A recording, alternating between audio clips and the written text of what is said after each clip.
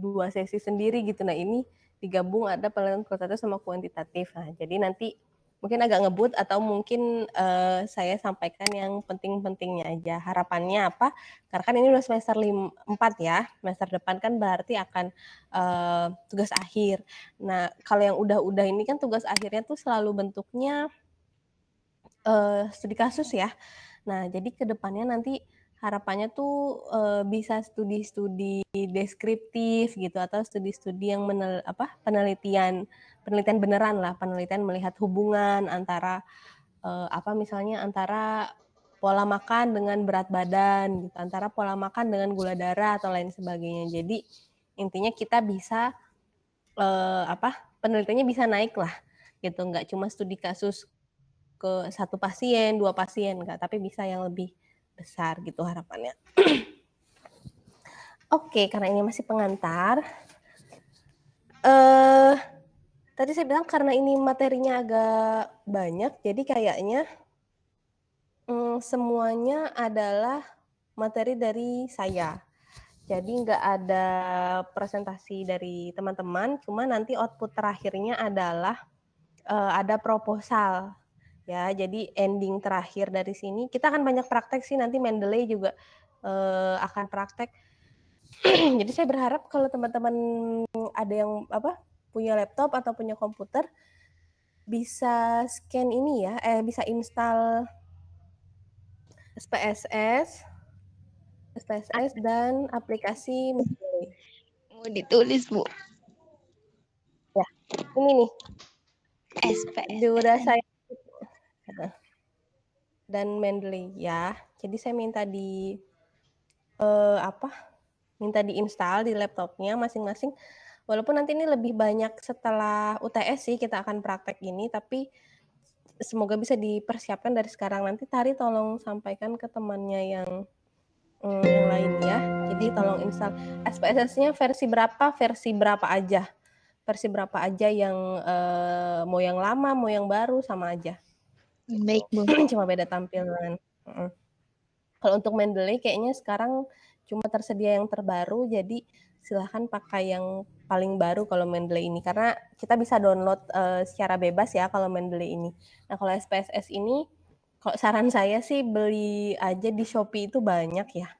Jadi teman-teman bisa beli yang premium dengan harga 25.000, 30.000 gitu, jadi bisa dapat kerekannya. Gitu. Jadi patungan aja, nanti ada 5 orang nih, kita bisa beli itu. Itu kepake terus kok sampai nanti tugas akhir pasti kepakai. Jadi nggak sia-sia lah ngeluarin uang 10.000 atau berapa nanti ya buat ini. Oke. Ini terus ya tadi ya pokoknya intinya nggak ada presentasi dari kalian, jadi semuanya dari saya, cuma karena agak padat, jadi saya mohon sekali teman-teman bisa fokus dan bisa aktif juga dalam diskusi jika ada yang belum mengerti ya, karena setahu saya ini mata kuliah metodologinya tuh baru diterapkan di tahun ini, karena ada himbauan dari organisasi profesi kayaknya ya, harus ada medlit, jadi angkatan-angkatan sebelumnya belum ada medlit, nah baru angkatan ini, kalau saya salah mungkin bisa dikoreksi nanti sama Mas Alif. Intinya nggak ada presentasi, jadi nanti paling ada kuis-kuis aja ya, kuis dari saya untuk pengambilan nilai, sama yang paling utamanya tujuan akhir dari mata kuliah ini outputnya adalah teman-teman akan bikin proposal penelitian gitu ya, di nanti setelah materi terakhir lah gitu. Jadi Ibu, maaf mau nanya, Bu. Ya. Proposal penelitiannya itu nanti tentang apa ya? Tentang apa ya? Tentang yang akan kan namanya proposal ya, rencana. Jadi kalian mengajukan.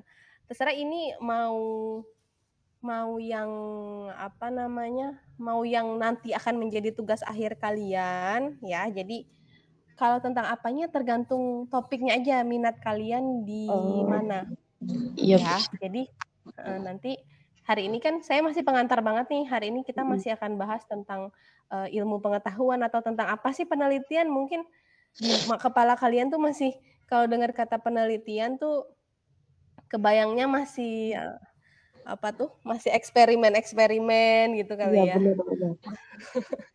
Masih yang mungkin pakai tikus atau masih yang pakai kalau di farmasi itu mungkin obat-obatan atau lain sebagainya. Dan jadi hari ini kita akan sedikit bahas nanti pelan-pelan, makanya itu kan di final ya, final task, jadi tugas akhir. Nanti teman-teman bisa udah mulai bisa kebayang nih mungkin dengan materi tiap sesi yang akan kita bahas gitu. Oke, sampai sini kayaknya nggak ada masalah ya untuk itu. Jadi ini yang menjadi tugas pengambilan nilai. Terus tadi saya juga udah bilang silahkan install Mendeley. Kemudian nanti di sini kita akan gunakan SPSS. Paling nanti di sini kita ada praktik SPSS ya. Praktik. Oh, bukan yang ini, sorry. Makanya kayaknya ada yang udah saya perbaiki. Wait.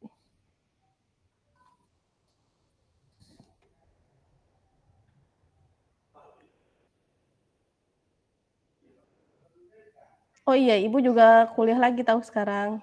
Jadi kita sama-sama mahasiswa. Kita sama-sama belajar ya. Ya, Bu. Seru. Iya, saya kuliah lagi juga.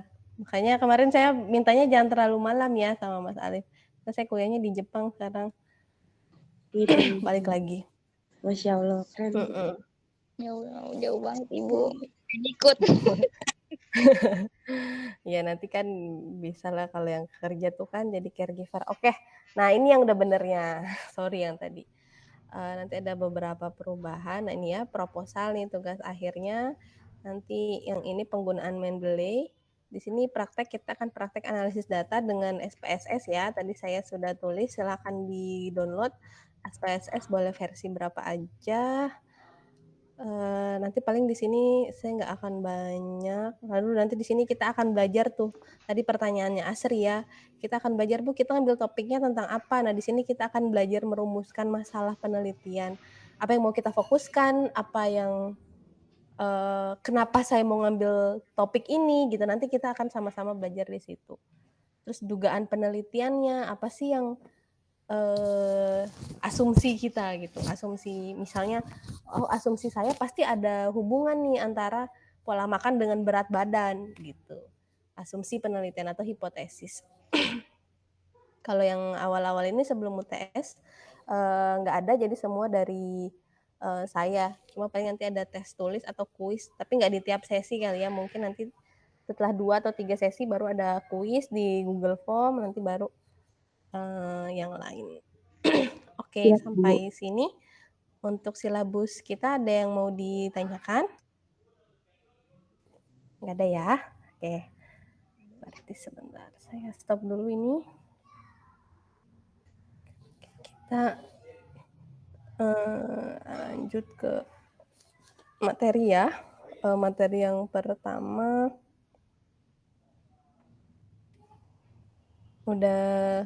sudah terlihat slide saya? belum.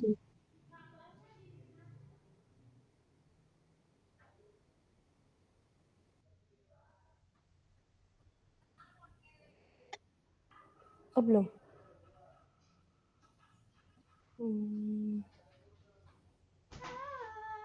Sudah, Bu.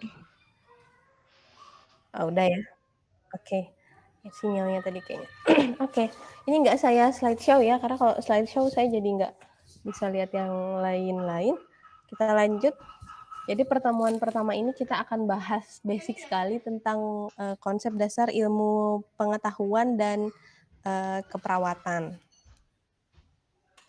Ini outline-nya untuk pembahasan atau bahan kajian dari hari ini. Kita akan bahas sedikit tentang sejarah perkembangan ilmu pengetahuan dan keperawatan, kemudian metode penyelesaian masalah secara ilmiah, peran penelitian dalam upaya mengembangkan profesi perawat, peran perawat dalam riset, dan ruang lingkup penelitian.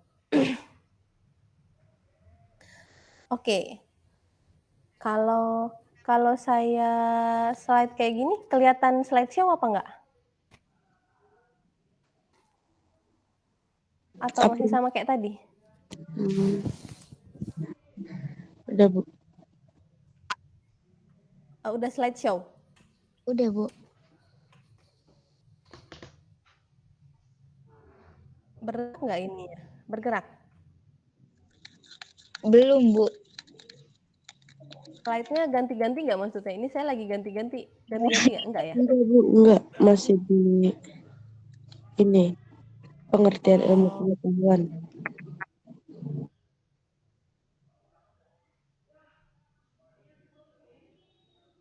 Oh, oke. Sebentar.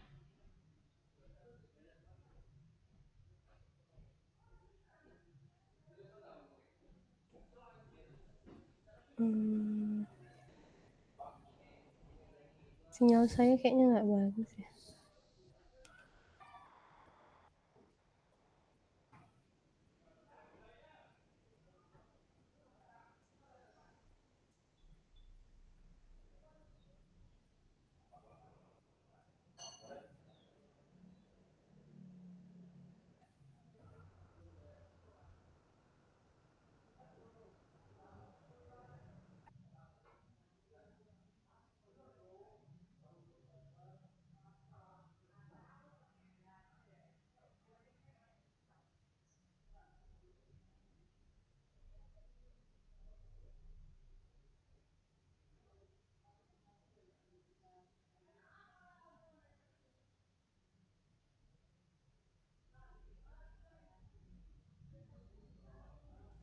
Guys, si ibu keluar. Iya, Ibu keluar. Iya, Ibu keluar. Ya Allah.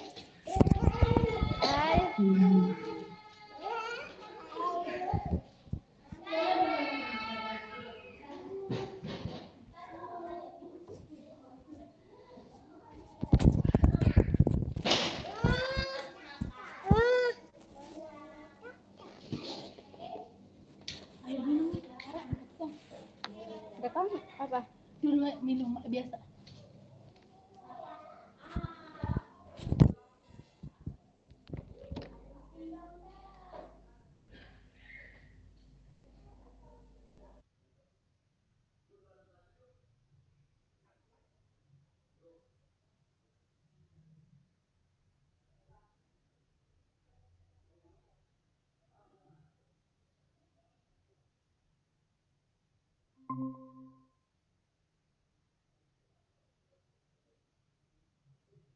Oke, maaf ya. Sinyalnya tadi ternyata hilang. Oke, kita lanjutkan. Sebentar. Oke, sekarang kita akan bahas tentang ilmu dan pengetahuan. Jadi kalau bahas ilmu pengetahuan kan ada dua kata di sini ya, ada ilmu sendiri dan ada pengetahuan. Apa sih ilmu pengetahuan? Jadi ilmu pengetahuan adalah suatu pengetahuan atau suatu knowledge, jadi suatu hal gitu yang disusun dalam satu sistem yang berasal dari pengamatan, studi, dan percobaan untuk menentukan hakikat serta prinsip tentang hal-hal yang sedang dipelajari. Jadi pengetahuan ini sifatnya hal-hal yang kita dapatkan atau misalnya yang kita peroleh dari suatu sistem pengamatan yang step by step, jadi suatu pengamatan ilmiah gitu ya. Jadi yang dikatakan sebagai ilmu pengetahuan itu ya intinya bukan hanya berdasarkan pada pengalaman, apalagi hanya mengira-ngira gitu, bukan, tapi dia didapatkan dari satu sistem dari suatu sistem yang berasal dari pengamatan. Oke, kita akan bahas tentang sejarah perkembangan ilmu pengetahuan. Jadi kalau ilmu pengetahuan ini bukan satu hal yang muncul baru-baru ini atau sejak pas zamannya Einstein gitu ya, atau zamannya siapalah para ilmuwan, enggak, tapi sudah ternyata ilmu pengetahuan ini sudah berkembang sejak zaman purbakala gitu ya, sejak zaman paleolitikum, sejak zaman megalitikum, sejak zaman batu-batu ini ternyata perilaku atau perkembangan ilmu pengetahuan ini sudah ada. Cuma saat itu masih sebatas pada percobaan mengamati dan membedakan hasil uji coba yang bersifat spekulatif dan error. Jadi udah mulai ada tuh unsur coba-coba. Oh, kalau api bisa ditimbulkan tuh dari, kalau orang zaman dulu kan ya, kalau mungkin sering nonton ada film-film Gesekan batu ya. ya, jadi misalnya dengan batu, betul.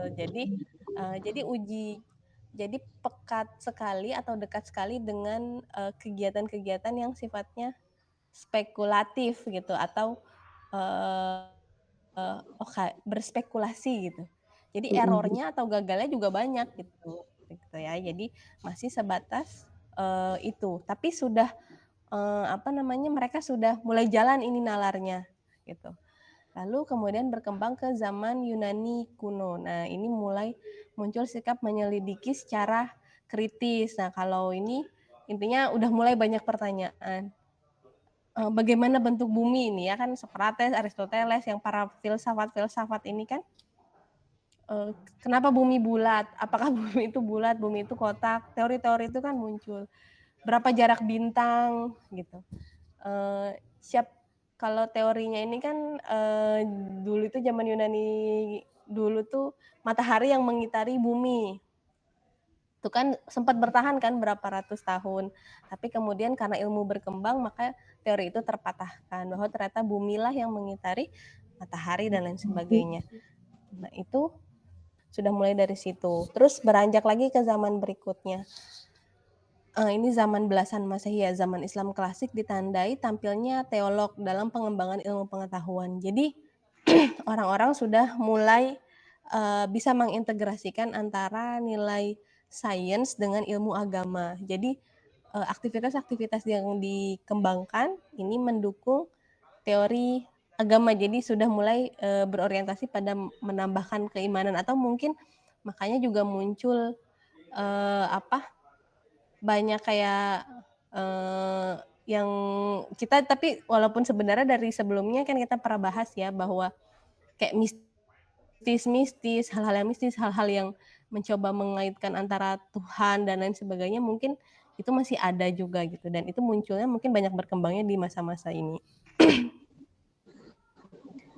Lalu ada lagi zaman berikutnya, zaman modern. Nah, ini sudah mulai dekat ke kita ya.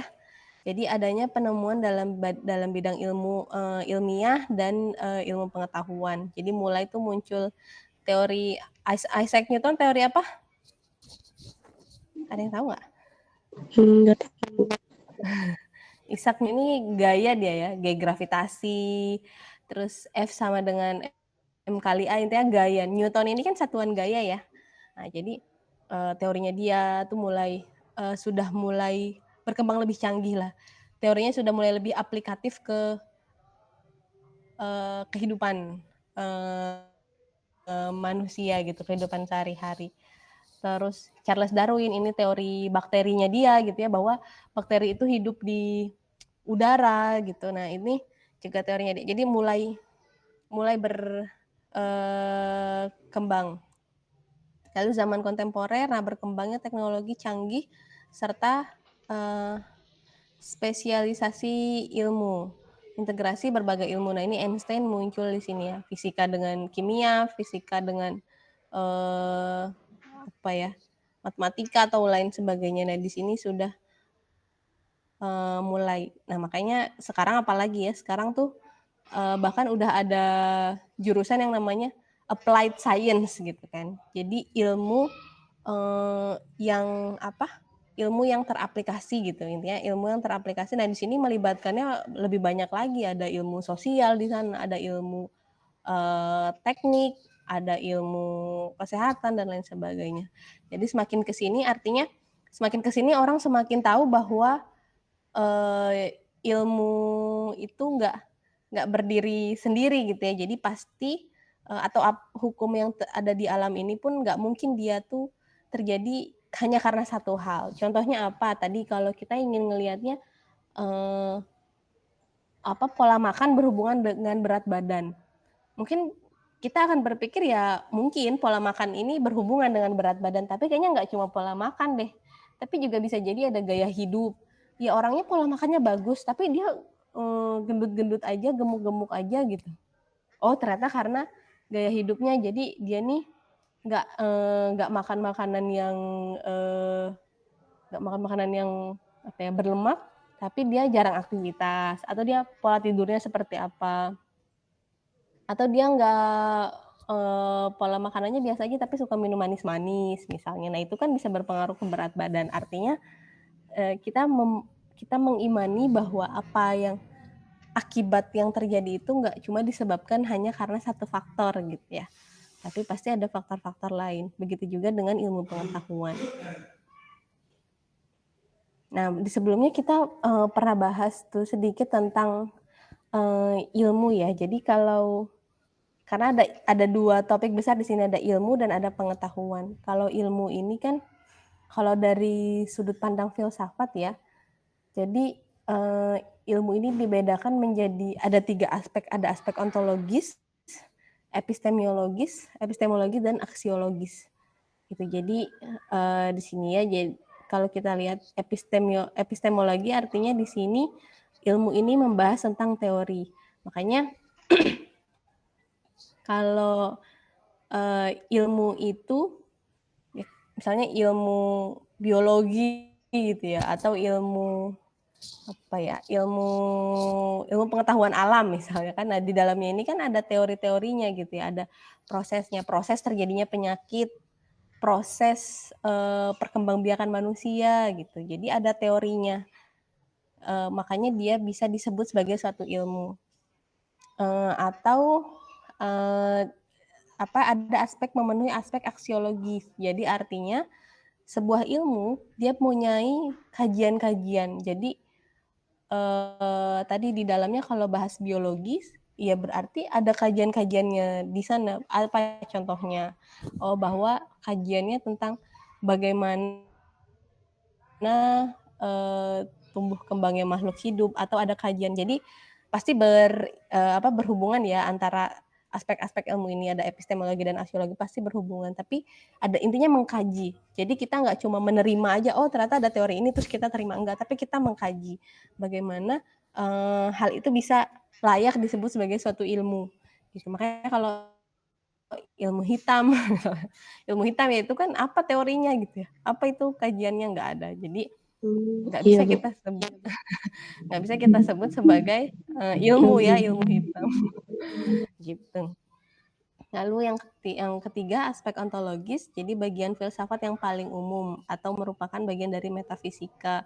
Jadi membuktikan suatu eksistensi aja. Jadi bahwa ilmu itu dia itu ada karena ya memang eksistensinya dia gitu. Tapi tetap dia akhirnya punya kajiannya tersendiri, punya teori-teorinya dan lain sebagainya. Oke, itu kan ilmu pengetahuan secara general ya, bagaimana perkembangannya. Nah, kita akan masuk ke keperawatan sendiri atau di dunia kesehatan tersendiri gitu. Kenapa sih atau bagaimana sih awal mulanya pengetahuan dalam keperawatan ya? Jadi mungkin sebelum-sebelumnya orang itu, tadi kan kalau secara umum orang-orang udah mulai mengenal ilmu pengetahuan itu dari zaman purba gitu ya.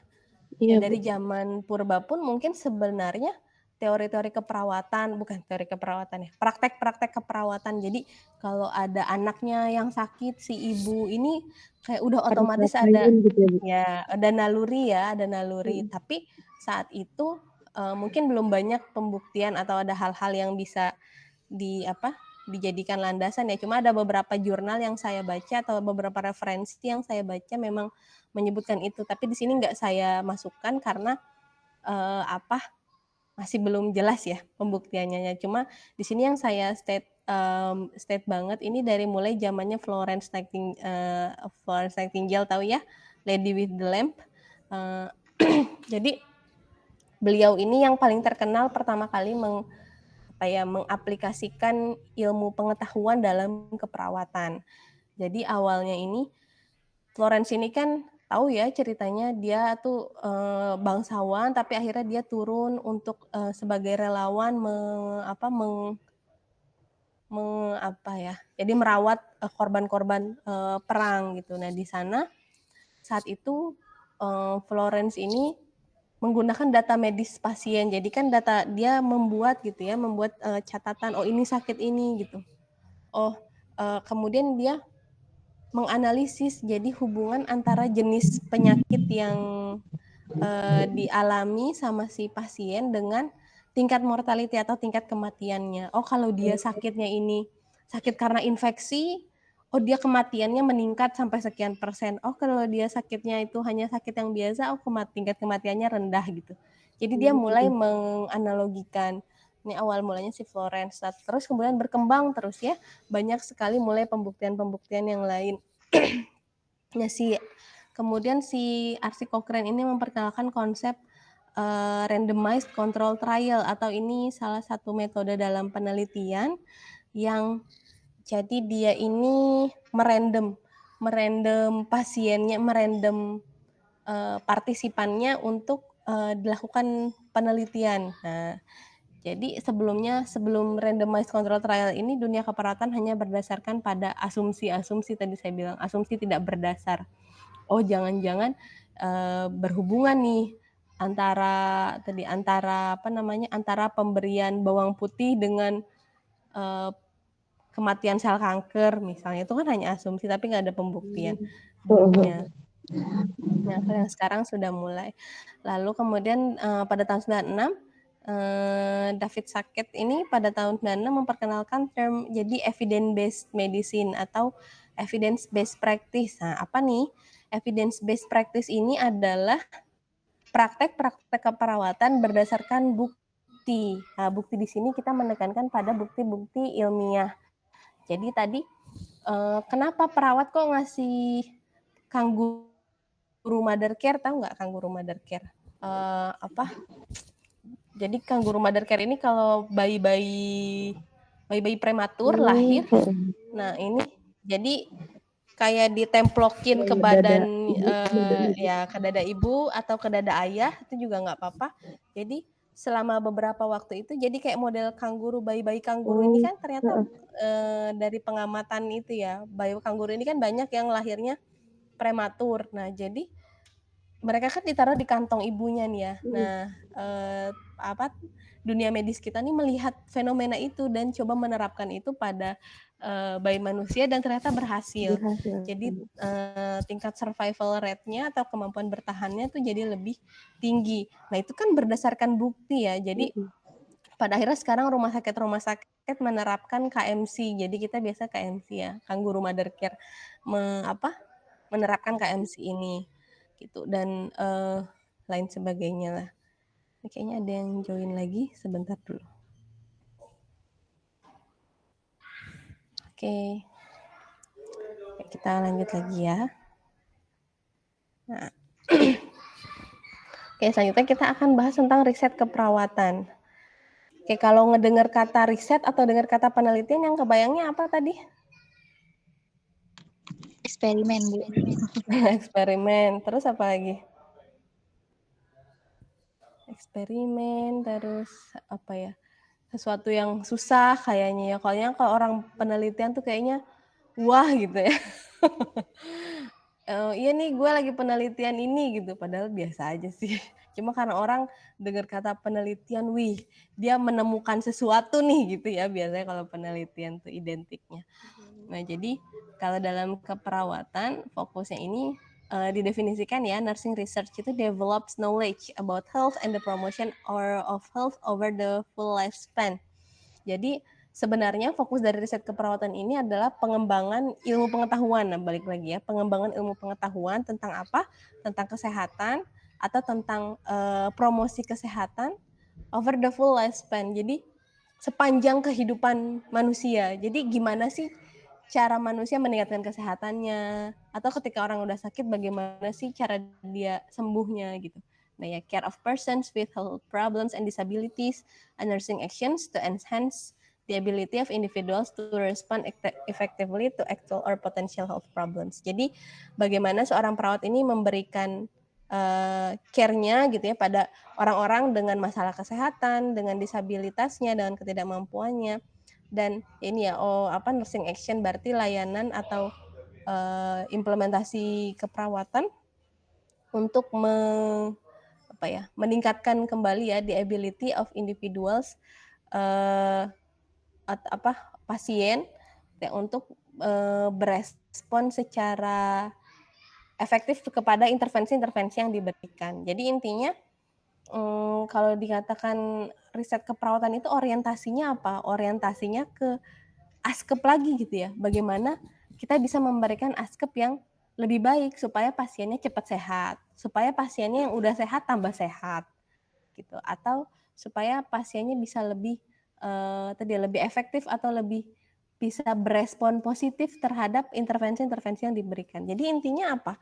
Intinya riset itu ya buat ke sana gitu loh. Riset itu nggak cuma tentang temuan baru aja, nggak, tapi udah ada nih tentang tadi misalnya terapi kangguru mother care. Berarti kita nggak boleh dong Bu terapi kangguru mother care lagi. Boleh gitu. Kita adakan penelitian lagi, kita mendukung nih, kita menguatkan ternyata kangguru mother care emang efektif loh gitu. Jadi kita enhance, kita menguatkan kembali gitu dan lain sebagainya. Dengan cara apa? Dengan cara langkah-langkah yang sistematis dan dapat dipertanggungjawabkan. Jadi pada saat kita state sesuatu hal, kita mendapatkan hasilnya atau buktinya ini dengan langkah-langkah yang sistematis dan bisa dipercaya atau dapat dipertanggungjawabkan. Nah, kita akan belajar lagi tentang metode ilmiah penyelesaian masalah. Metode ilmiah di sini kita langsung aja ke ini ya. Nah, ke penelitian sebenarnya. Jadi, apakah ketika kita menyelesaikan masalah secara ilmiah itu berarti penelitian? Nah, secara tidak langsung sebenarnya iya, gitu. Jadi penelitian itu nggak cuma terbatas pada eksperimen. Ketika teman-teman nih memenuhi langkah-langkah ini, teman-teman bisa dikatakan sudah melakukan penelitian. Jadi kita misalnya tadi kita start mulainya dari merumuskan masalah dan pertanyaan penelitian. Ada nggak sih yang kalian penasaran tentang sesuatu? Ada nggak? Misalnya kalau kemarin itu tentang apa ya? Terapi bawang putih terhadap ini ya, kolesterol kalau nggak salah. Saya lupa kolesterol atau hipertensi. Jadi mahasiswa saya ini karena dia praktek di rumah sakit, terus dia banyak ketemu pasien. Nah pasiennya ini banyak ngomong tentang itu. Kalau kolesterol jangan pakai obat lah, udah pakai bawang putih aja. Nah dia akhirnya penasaran. Jadi dia ngerumusin masalah tuh, dia mulai bertanya-tanya, emang benar ya bawang putih itu bisa berdampak pada penurunan kolesterol gitu, atau dari yang lainnya. Kalau pada ibu hamil, emang benar ya misalnya makan ikan gitu ya, makan ikan pada ibu hamil.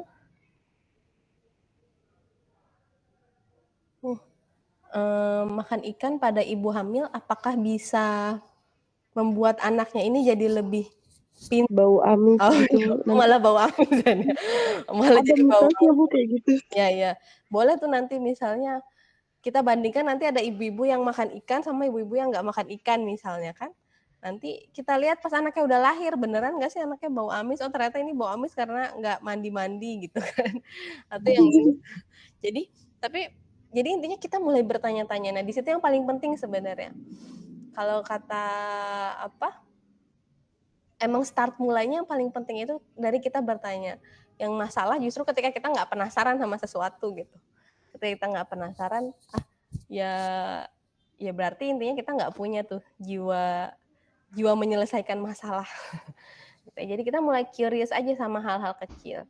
Kenapa ya kayak gini? Kenapa ya kok saya jalan ini, misalnya kenapa saya kalau setiap jalan lewat sini penelitiannya Kenapa tiap saya jalannya lebih banyak, jantung saya rasanya lebih berdebar ya, misalnya kalau itu mah bisa belajar dari ini ya. Tapi nggak apa-apa, kita mulai dari pertanyaan kayak gitu. Atau pertanyaan-pertanyaan lain. Kenapa ya kok tiap kalau habis suntik vaksin timbul tuh kejadian-kejadian misalnya kok saya demam ya dan lain sebagainya. Nanti kan kita jadi cari tahu emang ada apa aja sih di kandungannya vaksin itu kok saya sampai seperti ini gitu. Jadi nanti kita mulai dari sana. Lalu kita akan menyusun hipotesis, kita akan menyusun dugaan. Ya tadi, ternyata di dalamnya vaksin itu ada virusnya gitu. Ada virusnya walaupun virusnya udah dilemahkan. Oh ternyata di dalamnya vaksin itu ada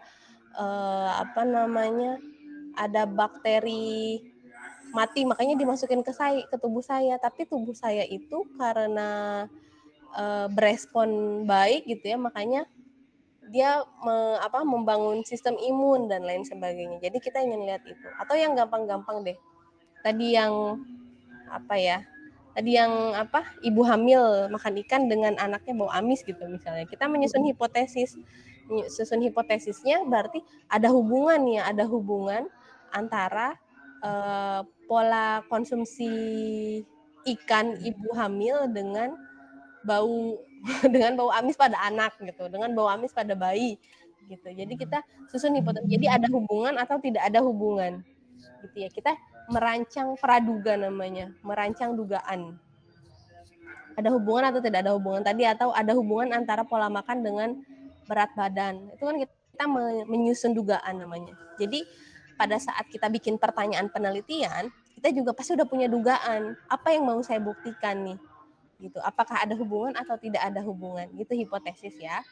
Lalu kita merancang penelitian. Nah, tadi kalau misalnya ngelihat pola konsumsi ibu hamil sama bau anaknya gitu kan, bau anaknya pas lahir. Nah, itu kan berarti apa?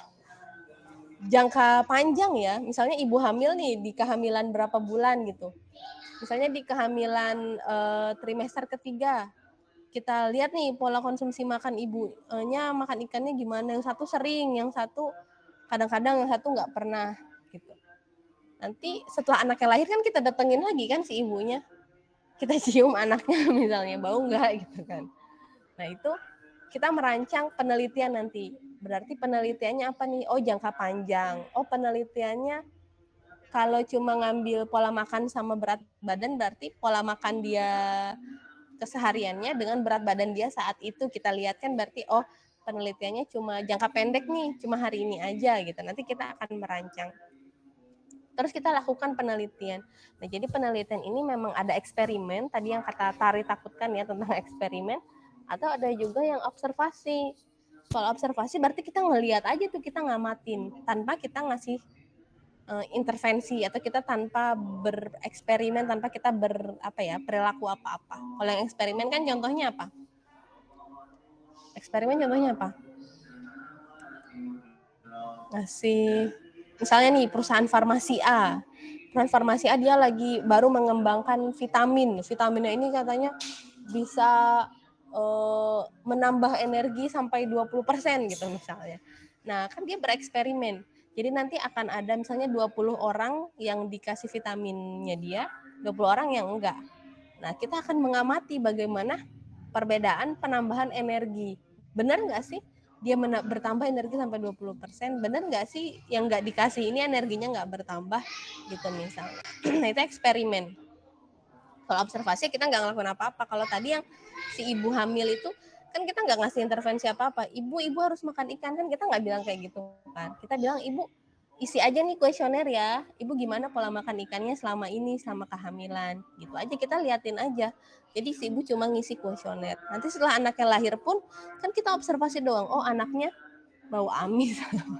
Oh anaknya ternyata dan bau amisnya sih mungkin kita ngelihatnya anaknya ternyata lebih cerdas nih ya, berkembangnya lebih gesit misalnya kalau makan ikan. Oh kalau yang nggak makan ikan perkembangannya lebih lambat misalnya. Itu observasi, intinya kita mengobservasi aja tanpa kita memberikan perilaku. Itu bedanya. Nanti kita akan bahas lebih jauh lagi di pertemuan yang lain. Lalu kita akan mengolah dan menganalisis data, lalu kita mendiseminasikan. Artinya kita membagikan hasilnya. Kalau udah punya hasil, jangan dijagain sendiri aja, tapi dibagikan gitu. Dibagikannya dalam bentuk apa? Bisa presentasi, bisa bikin makalah ilmiah gitu ya. Lalu peran perawat dalam riset keperawatan, apa sih yang bisa kita lakukan sebagai calon perawat masa depan nih kan ya teman-teman semua dalam melakukan riset keperawatan. Nah, kita bisa start dari hal yang terkecil banget ya. Kita bisa mulai dari, kita bisa mengidentifikasi masalah. Kadang ketika kita terbiasa hidup dalam emang siklusnya udah kayak gini, kadang kita nggak ngerasa itu satu masalah gitu ya. Nah, jadi kita bisa lebih peka terhadap masalah-masalah itu tadi. Misalnya, oh ternyata kok ada ya ibu teman kerja deh misalnya, atau kok ada ya teman kerja saya nih sambil kerja sambil kuliah, kok kayaknya kelihatannya dia lebih stres gitu. Oh kelihatannya kok kayaknya dia lebih tertekan, atau dia kayak lebih gampang lebih gampang marah, jadi kayak sensitif gitu. Ada nggak sih hubungan antara antara tingkat stres gitu ya, antara tingkat stres dengan hubungan antara kuliah sambil bekerja gitu kan dengan tingkat stres misalnya. Jadi kita mulai peka tuh melihat hal-hal yang ada di sekitar kita. Jadi maka tadi saya bilang pertanyaannya siapa ya, Astri ya. Gimana Bu cara memilih topik? Kalau saya sih startnya jangan jauh-jauh. Jadi start banget dari hal-hal yang ada di sekitar kita. Saya aja ini penelitian buat S3 ngelihatnya ini, kemampuan sosial anak. Jadi kenapa kemampuan sosial anak? Karena selama masa pandemi kan kayaknya anak-anak ini interaksi sosial dengan sesamanya kurang gitu ya. Jadi lebih banyak sama orang tua. Jadi saya ingin melihat bagaimana sih perkembangan kemampuan sosial anak pasca masa pandemi ini gitu. Gitu sih. Jadi hal-hal yang sederhana aja, nggak perlu yang Bu saya mau bikin terapi keperawatan yang baru gitu, nggak perlu. Masih D3 gitu ya, nggak perlu sampai sana. Saya aja yang dokter aja nggak perlu begitu. Itu nanti jadi yang sederhana aja, simple as possible, dan kalian bisa mengakses itu yang paling penting gitu. Ada dulu tuh mahasiswa saya kekeh banget mau ke PSK ya, pekerja seks komersial ini. Saya tanya, kamu punya akses nggak ke sana? Nggak punya. Ya mau ngapain dipaksa gitu. Itu yang paling penting juga. Kita punya akses untuk ke data itu gitu. Jadi nggak usah harus yang tapi nggak punya aksesnya malah sama aja. Lalu yang kedua bisa menerapkan prinsip dan metode penelitian. Ya tadi ya step-stepnya, mulai dari mengidentifikasi masalah, kemudian kita menyusun hipotesis, kita membuat desain penelitian, itu intinya mulai dari kita, dan kita bisa menerapkan itu gitu. Jadi pas kita udah punya pertanyaan, kenapa ya aku kayak gini gitu. Saya sering banget sama temen saya tuh munculin kenapa gitu dari hal-hal yang sebenarnya nggak terduga aja, karena orang udah terlalu sering ngejalaninnya. Jadi teman sampai bilang, kok bisa kepikiran sih? Ya karena aneh aja ngelihatnya gitu. Kok kita bisa terbiasa sama hal-hal yang kayak gitu misalnya. Jadi penting step-stepnya ini kita coba lakukan. Lalu memanfaatkan hasil penelitian untuk meningkatkan mutu asuhan atau pelayanan dan pendidikan keperawatan. Tadi ya balik lagi bahwa orientasi dari penelitian keperawatan harapannya adalah untuk meningkatkan mutu pelayanan keperawatan yang kita berikan. Lalu peran penelitian dalam pengembangan keperawatan. Nah, jadi tadi benar nih, salah satunya adalah menemukan sesuatu yang baru gitu. Tapi nggak harus menemukan sesuatu yang baru juga. Kita bisa juga mengembangkan ilmu pengetahuan. Artinya yang sudah ada kita kembangkan, yang sudah ada kita kuatkan gitu. Kayak gitu. Jadi nggak harus yang berat-berat tadi. Tapi ini intinya penelitian ini akan membantu pengembangan ilmu keperawatan juga gitu. Tadi karena orientasinya tadi gimana ya, kalau dulu kan bayi-bayi prematur itu harus ditaruh di inkubator dan lain sebagainya. Sekarang kan dengan adanya metode kangguru mother cat, oh karena berkembang ilmunya, oh ya udah jangan di inkubator deh, kasihan bayinya jadi jauh sama orang tua. Malah kalau ini kan jadi dekat dan lain sebagainya. Ibu maaf, Mm-mm. ini Zoom-nya diwaktuin bukan, Bu? Iya diwaktuin, nggak apa-apa nanti join lagi. Atau nanti kita sholat dulu, nanti kita join lagi abis ini juga nggak apa-apa. Pas ini berhenti nanti kita istirahat dulu aja nggak apa-apa ya. Iya, Bu. Oke, melakukan validitas terhadap suatu fenomena. Jadi kita kita coba melihat benar nggak sih fenomena itu. Kayak tadi saya bilang, kata orang-orang dengan makan bawang putih jadi ini Bu, jadi turun kolesterolnya. Benar nggak sih? Nah kita bisa memvalidasi benar atau enggaknya. Lalu yang keempat, menemukan permasalahan tadi ya. Kita bisa berpikir kritis, ini yang paling penting. Ini kan juga mengasah. Lalu yang terakhir, menambah hazanah keilmuan pastinya ya. Kita jadi menambah ilmu. Nah, tapi untuk apa sih sebenarnya kita menemukan itu gitu? Tadi kan output luarnya adalah jadi berorientasi pada layanan keperawatan yang lebih baik gitu. Atau bisa juga, jadi dari apa yang kita temukan itu bisa jadi suatu kebijakan atau mengembangkan program gitu ya.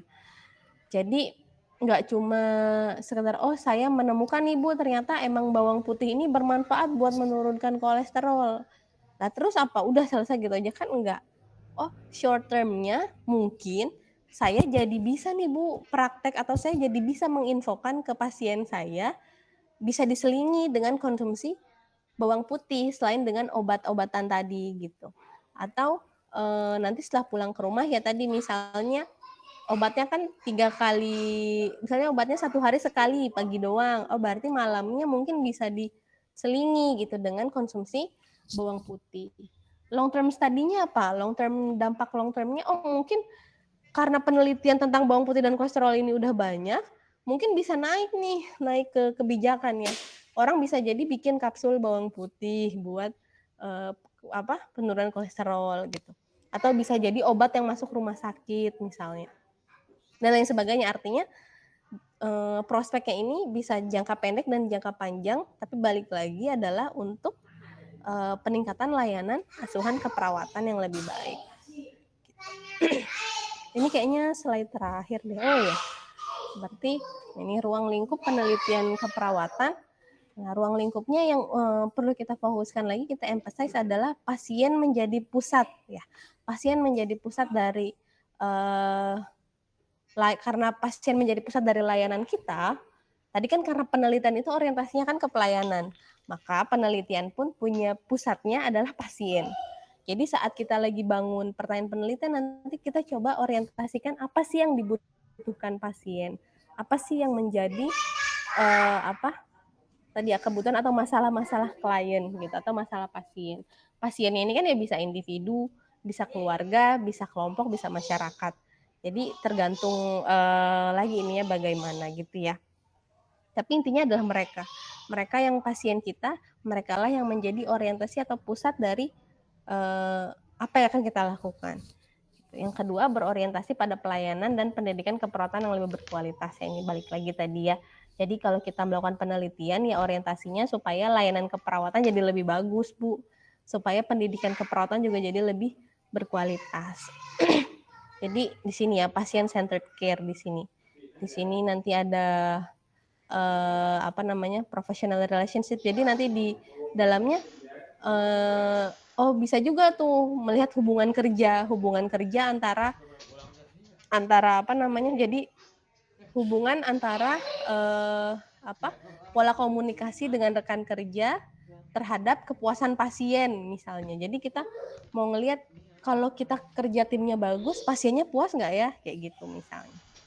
Atau nursing care delivery-nya, jadi pemberian layanan kepuasannya, pemberian layanan kita, maka meningkatkan kepuasan pasien nggak ya, gitu. Jadi semua aspek-aspek ini saling berkaitan, gitu dengan dengan penelitian keperawatan yang bisa kita lakukan, gitu. ini sampai sini untuk materi yang pertama. Ada yang mau ditanyakan dulu nggak?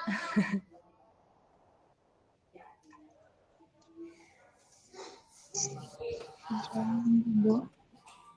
Kalau nggak ada yang mau ditanyakan, maksudnya nanti berarti nggak usah dilanjut sih, gitu. Biar maghriban kan. Ada yang mau ditanyakan tentang ini? Tentang apa? Tentang metodologi, tentang dasar ya, tentang konsep ilmu pengetahuan dan konsep keperawatan. Mungkin minggu ini masih basic sih, mungkin jadi belum terlalu bertanya-tanya ya, belum terlalu bingung.